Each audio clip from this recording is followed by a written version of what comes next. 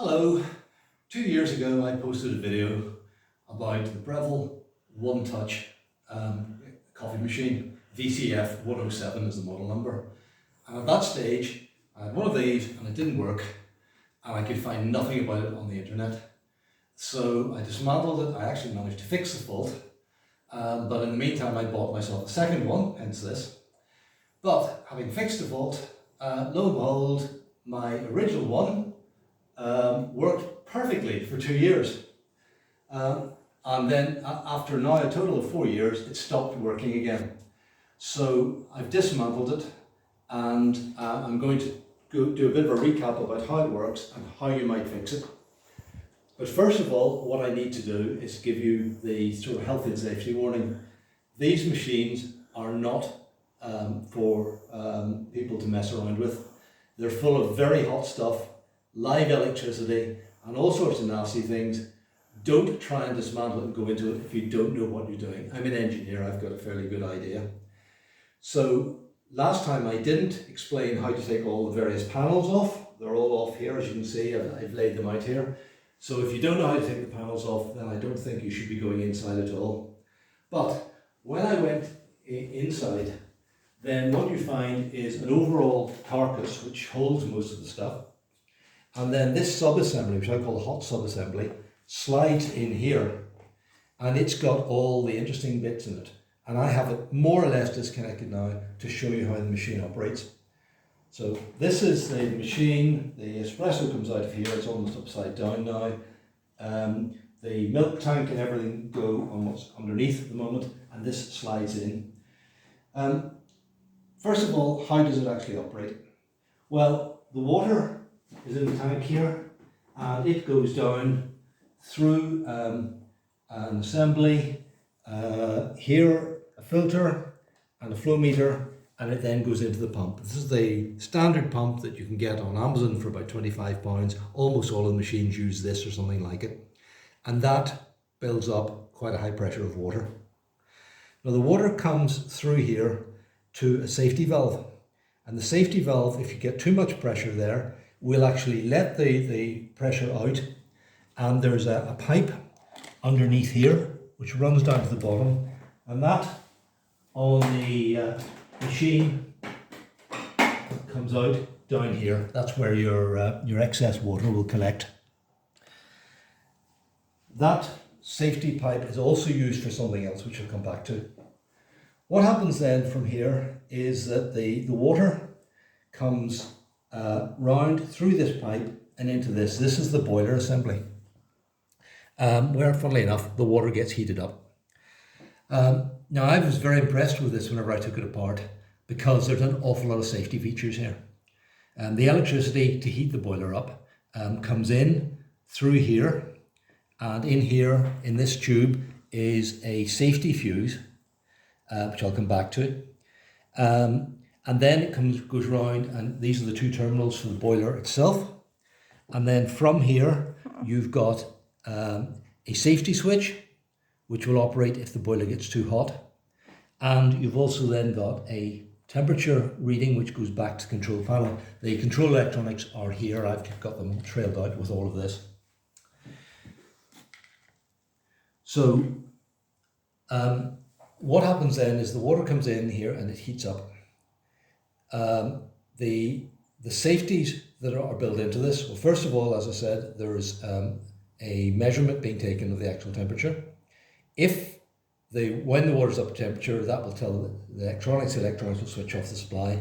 If that doesn't happen and it starts to continue to get too hot, this switch will operate and it will actually directly cut off the supply of electricity to the boiler. And if even that fails, then the safety fuse in here will melt and it breaks, and that's not repairable. Once that's gone, then everything is definitely off and it's not going to overheat. So as I say, very impressive. And the last time around, I actually took this boiler apart, which I'm not going to do today. And I was very pleased to see that you could take it apart by taking these Allen screws out. And I was able to find the problem, which was that I, like any engineer, I hadn't cleaned it enough, I hadn't maintained it, and a lot of scale had built up in there. And when I cleaned that out with some good chemicals, and cleaned the whole thing up. It worked perfectly. As I say, I got another 2 years of life out of it. Now what happens to the hot water is it comes out into this assembly here, and it goes to two places. I have this pipe here disconnected, but it goes up here to this three-way valve, which I'll come back to, and that is where the hot water goes in to produce the espresso. So your espresso or your coffee will be sitting there, the water comes out of there and makes the nice part of the coffee, as I would put it. This valve isn't just on-off, it's a three-way valve. So what happens then is that whenever the espresso is operating, the water goes through the solenoid and down here. Whenever you finish with the espresso, it switches off and the other way opens, and the water pressure then sucks the water back through this big pipe and down through that waste pipe I talked about earlier. And that's something you find in much more expensive machines, so that you don't have a load of cold water sitting in here. The next time you want to make hot coffee, it's sucked dry, which I thought was a very neat feature with it. So that's the espresso side.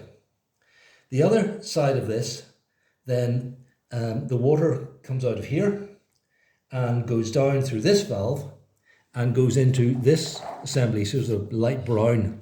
That's the steam heater. That's where you build up the higher temperature steam, which will eventually go through the milk frother and produce the froth or foam, whatever you want to call it. Whenever it comes out of there, then there is another valve, and it eventually comes out of the side of the machine here.